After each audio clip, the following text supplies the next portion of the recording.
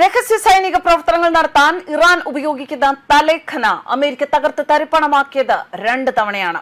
ഇതാ 3-ാം തവണ തലയെടുപ്പോടെ തലേഖന ഇറാൻ വീണ്ടും ഉയർത്തുന്നു. അമേരിക്ക നടത്തിയ വ്യോമാക്രമണത്തിൽ തകർന്ന ആണവ കേന്ദ്രം ഇറാൻ പുനർനിർമ്മിക്കുന്നതായി സാറ്റലൈറ്റ് ചിത്രങ്ങൾ പുറത്ത്. ഇറാനിലെ പ്രധാന ഭൂഗർഭ ആണവ കേന്ദ്രങ്ങളൊന്നായ പാർച്ചിൻ സൈനിക സമുച്ചയത്തിലെ തലേഖാൻ 2 കേന്ദ്രമാണ് പുനർനിർമ്മിക്കുന്നതിനായി പുതിയ ഉപഗ്രഹ ചിത്രങ്ങൾ വെളിപ്പെടുത്തുന്നത്. CNN-ഉം institute for science and international സെക്യൂരിറ്റിയും സംയുക്തമായി വിശകലനം ചെയ്ത ചിത്രങ്ങളാണ് പുറത്തു വന്നിരിക്കുന്നത്. 2026 ജൂൺ മുതൽ ജൂലൈ ആദ്യം വരെ പകർത്തിയ ഉപഗ്രഹ ചിത്രങ്ങളിൽ ഭൂഗർഭ കേന്ദ്രത്തിൽ പുതിയ നിർമ്മാണ പ്രവർത്തനങ്ങൾ പുരോഗമിക്കുന്നതാണ് കാണുന്നത്. ടെഹ്റാന്റെ തെക്ക് കിഴക്കായി പാർച്ചിലുള്ള ഒരു കേന്ദ്രത്തെയാണ് തലേഖാൻ കോമ്പൗണ്ട് എന്ന് വിളിക്കപ്പെടുന്നത്. ഇസ്ലാമിക് റിപ്പബ്ലിക് രഹസ്യ സൈനിക പ്രവർത്തനങ്ങൾ നടത്തുന്ന സ്ഥലമാണിത്. 2024 ഒക്ടോബറിലും ഇസ്രായേൽ ഇവിടം ആക്രമിച്ചിരുന്നു. അതിനുശേഷം ഇറാൻ ഇവിടെ പുനരധിവസിപ്പിക്കുന്നതിനുള്ള നടപടികൾ സ്വീകരിച്ചുവെന്ന ആരോപണങ്ങളും പുറത്തുവന്നു.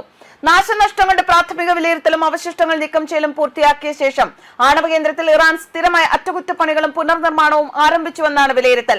ആണവായുധ ഗവേഷണത്തിനായുള്ള പരീക്ഷണ അറകളും ഉപകരണങ്ങളും ഈ കേന്ദ്രത്തിലുണ്ട്. 2026 ജൂൺ 12ഓടെ ആണവ കേന്ദ്രത്തിന്റെ ബോംബ് പതിച്ച 3 ഭാഗങ്ങൾ ഇറാൻ താൽക്കാലികമായി മൂടിയതായി ഉപഗ്രഹ ചിത്രങ്ങളിൽ കാണാം. തെക്കൻ പ്രവേശന കവാടത്തിലേക്കുള്ള വഴിയിലൂടെ സഞ്ചാരത്തിന്റെ അടയാളങ്ങളും കണ്ടെത്തിയിട്ടുണ്ട്. ബോംബാക്രമണത്തിന് ശേഷം ഉപയോഗിക്കാൻ കഴിയുന്ന ഏക പ്രവേശന കവാടം അതായിരുന്നു.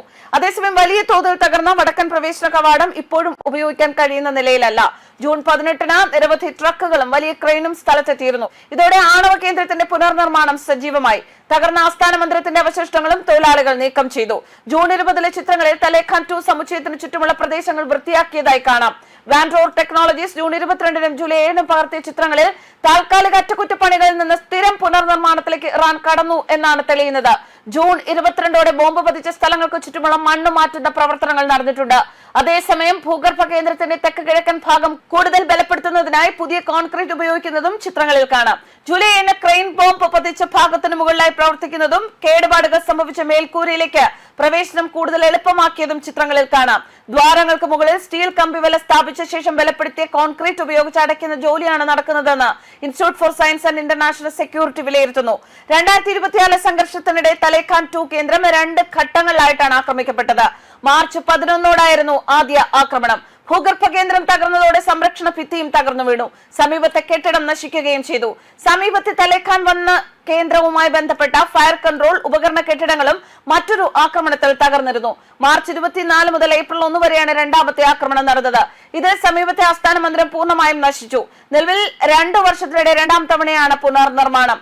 2024 ഒക്ടോബറിൽ ഇസ്രായേൽ നടത്തിയ വ്യോമാക്രമണത്തിലും തലേഖാൻ 2 തകർന്നിരുന്നു.